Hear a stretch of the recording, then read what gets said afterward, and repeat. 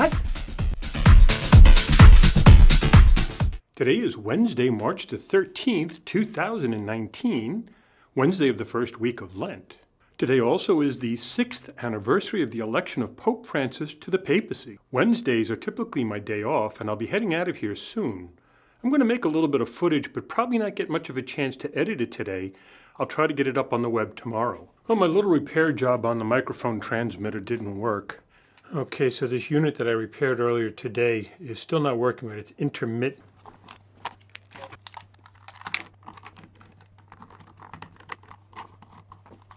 Okay, well, there are the solderings, and they're all correct.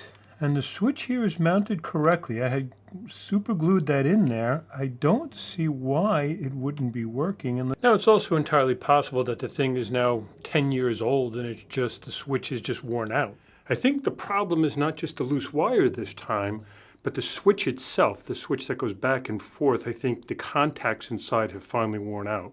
I think sometimes when they send us off to the seminary, they should add some classes in there for like electronics, and send us for classes for mechanical things. One of these things you always have to be on the search for are these novenas where people have to make copies of copies and then leave them in churches. Pretty much if you don't nip it in the bud early enough, you're going to have a whole ton of paper around the church. Well, I do have to admit, this particular novena, this chain novena that was left in the church to St. Anthony, is not like some of the others, making a bold promise that if you follow the formula exactly, you're going to get exactly what you asked for. This one just says, leave the copy so that you can help another soul in distress. How are you? How are you, Father? I'm good. That jacket is bright. And this is an old one. I got a new one, too. Wow. Got a few patches and all, but... We have the same crossing guard who stands on this corner every day. It's that time of day when I'm going to say Holy Mass. Know that I will keep you and your family in my prayers and intentions. So also in that period of theology, when there was an overhumanization of Jesus, was also a time when this whole lectionary-based catechesis was developed. Okay, it's just about that hour of the day where I think it's good to get a little bit of breakfast and maybe do a little theologizing over breakfast. So first off, what is lectionary-based catechesis? It's when we take the lectionary, the cycle of readings, and try to teach based on a particular day's readings or a Sunday's readings, and use that alone as the criteria to develop our curriculum. Now, I'm not going to say that I'm opposed completely to doing that, because there's a lot of value to using the scriptures, and certainly taking the scriptures that people will be hearing at Mass. But if that's the only criteria that we're going to use, A, we're going to come up a little bit short on what's in the Bible, and B, it's going to be very limiting for what we're going to have in our course outlines. There was one of the nuns that taught in the seminary during my time, and she always used this one expression where she would start some of her lectures, or she would start to teach us by saying, you have to remember, we look at the authentic whole tradition. At which point then she would proceed to go back to the Bible, biblical times, and maybe the church fathers, and then stop. So the authentic whole tradition didn't include Aquinas, didn't include Trent, didn't include any of what was, the tradition. Certainly we need the church fathers. Certainly we have to go back to the very foundations of what was the basis for the church and the teaching, but we can't limit it there. So once we understand where it originates, we also have to see how it developed. And that, my dear brothers and sisters, is the authentic whole tradition. Sometimes as I wander around the campus here, you just find things that were left behind. People forgot to take it with them when they leave. We get a lot of umbrellas, gloves. Every now and then someone forgets something and looks like it's something that they would come looking for, so I'll just let it sit for a few days. There was one of these hand cart things that had been sitting in the vestibule of the church basement for quite some time. I guess it's now ours. So I wake up this morning and we're embroiled in yet another scandal. Today they have discovered that rich people were paying to get their kids into college. giving illegal donations to get their kids into elite colleges.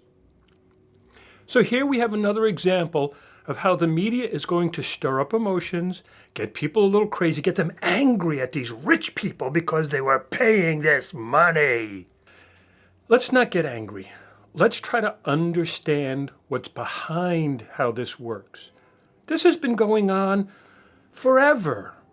Rich people always will get what they want because of the deadly sin of greed. See, if we can't admit the anger part, then we're not going to admit the greed part. But as Catholics, we have to keep our sin before us.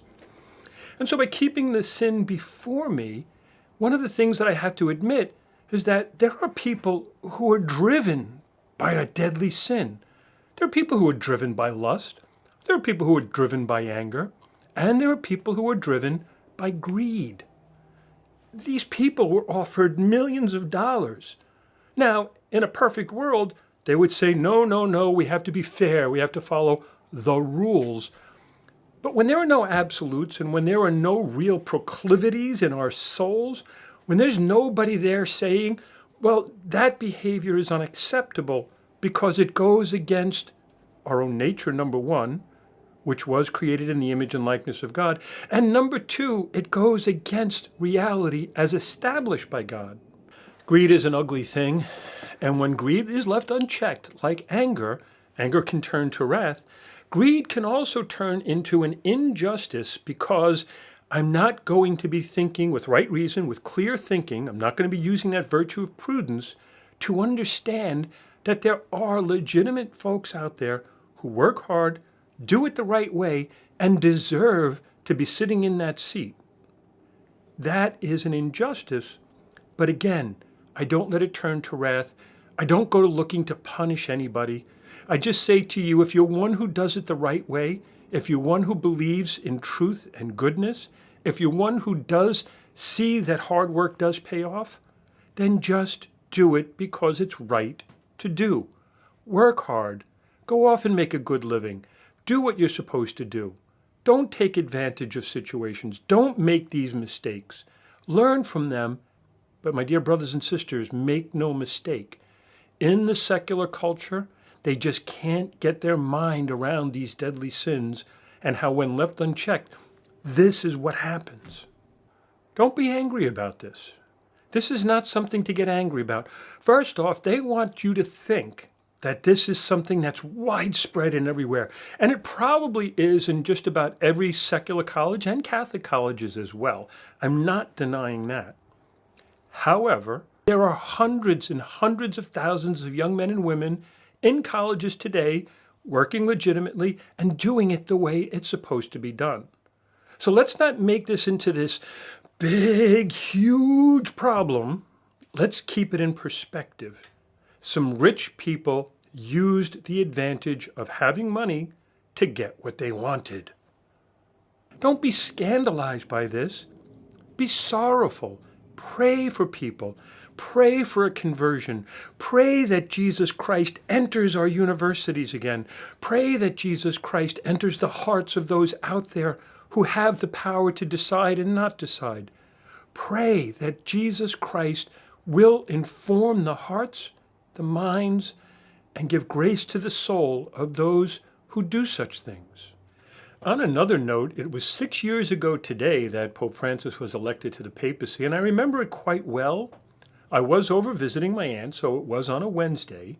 My uncle was in town, and just as we were wrapping up lunch and I was getting ready to leave, they said that they saw the white smoke. So I sat and I waited, and they had elected this Argentine cardinal who would now become our new pope. Well, it was kind of funny because after he was elected, I went over to my buddy who lives in Brooklyn. He's actually a pastor in Queens. And we said, well, where should we go for dinner tonight? Well, there was an Argentine restaurant not far. We said, let's go there and celebrate with the Argentinians. We walk in. The waiter is just typical, nothing special. We don't see any signs of anything. So we asked him, he says, where are all the people celebrating the election of a new pope from Argentina?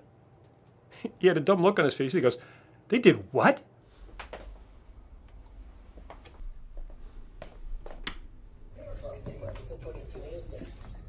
That's David. Okay, got the haircut done. Now it's time to move on to see my aunt.